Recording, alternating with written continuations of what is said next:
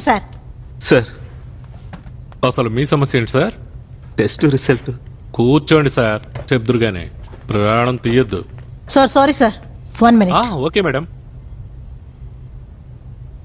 Role. Rolling sir. Madam rolling. నాకు తెలుసు. చెప్పండి మిస్ అరివి, ముగ్గురు జీవితాల్ని మీరు ప్రశ్నార్థకం చేశారు. ఆ ముగ్గురికి ఎందుకు మా ఎయిడ్స్ స్ప్రెడ్ చేశావు?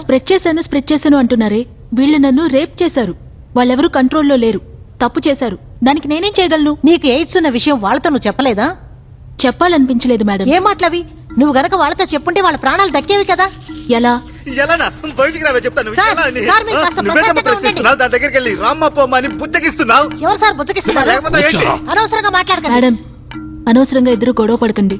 వాళ్ళు చేసిన తప్పుకి నన్ను క్షమాపణలు అడగమనండి. నేను